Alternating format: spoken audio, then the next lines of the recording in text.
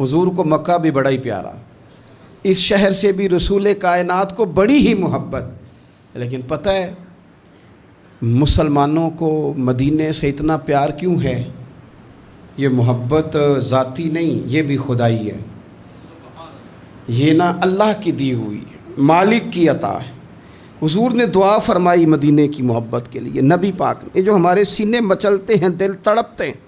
ہماری اولادیں روتی ہیں، ہم سب کچھ قربان کر کے بھی اس شہر نور میں جانا چاہتے ہیں، تو یہ خدائی فیصلہ ہے، اللہ کی پیدا کی ہوئی محبت ہے۔ حضرت سیدہ عائشہ صدیقہ رضی اللہ تعالیٰ عنہ فرماتی ہیں، بخاری مسلم میں موجود ہے، فرماتی ہیں جب رسول پاک صلی اللہ علیہ وسلم مدینہ تشریف لائے تو حضرت ابو بکر صدیق رضی اللہ تعالیٰ عنہ اور حضرت بلال حبشی رضی اللہ تعالیٰ عنہ کو نا بخار ہو گیا، تو فرماتی ہیں چونکہ دونوں کو بخار تھا تو ایک روایت میں تو یوں بھی ہے کہ حضرت بلال نا مکے کے فراق میں شعر بھی پڑھتے تھے۔ انسان اپنے علاقے سے پیار کرتا ہے نا، تو مکہ مکرمہ کے فراق میں، جدائی میں اشعار بھی کہتے تھے۔ حضرت عائشہ صدیقہ رضی اللہ تعالیٰ عنہ کہتی ہیں ان دونوں کا بخار کا حال مجھے معلوم ہوا تو میں حضور کی بارگاہ میں گئی، میں نے عرض کی یا رسول اللہ صلی اللہ تعالیٰ علیہ وسلم، جناب صدیق اکبر کو بھی بخار ہے، سیدنا بلال حبشی کو بھی، میرے دوستو چاہیے تو یہ نا کہ بیماری کی اطلاع ملے تو شفا کی دعا ہو، پر کریم محبوب دلوں کے حال جانتے ہیں نا۔ حضور نے کیا دعا فرمائی، کہا اے اللہ جس طرح ہمیں مکے سے محبت تھی نا، اسی طرح ہمیں مدینے کی محبت دے دے، بلکہ ہمارے دلوں میں مدینے کی محبت مکے سے بھی زیادہ فرما دے۔ یہ دعا حضور نے مانگی تو مومنوں کے دلوں میں پیار ہے مدینے کا، یہ نبی پاک نے مانگا اللہ سے، دلوں میں پیار ہے، دل کھچے چلے جاتے ہیں جنہوں ویک کے ٹھر دیاں اکھیاں نے، جنہوں ویک کے ٹھر دا سینہ ہے،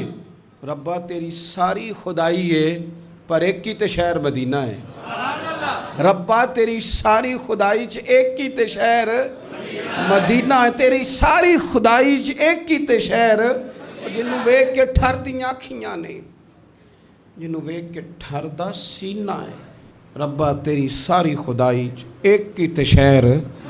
مدینہ ہے۔ رسول پاک صلی اللہ علیہ وسلم نے دعا فرمائی، اللہ ہمارے دلوں میں مدینے کی محبت پیدا فرما دے، اور پھر فرمائے اے اللہ مدینے کو صحت مند شہر بنا دے،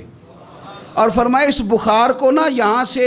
منتقل کر دے، جوفا کی طرف بھیج دے، اس بخار کو نکال دے، اس کو صحت مند۔ یہ کچھ دن پہلے نا عالمی ادارہ صحت نے رپورٹ جاری کی، یہ عالمی ادارہ صحت نے دنیا کے سارے شہروں میں صحت کے لحاظ سے سب سے زیادہ بہترین شہر رسول ہے، مدینہ منورہ ہے، مدینہ منورہ ہے۔ ہم عالمی ادارہ صحت والوں سے کہتے ہیں تم رپورٹ نہ بھی نہ جاری کرتے،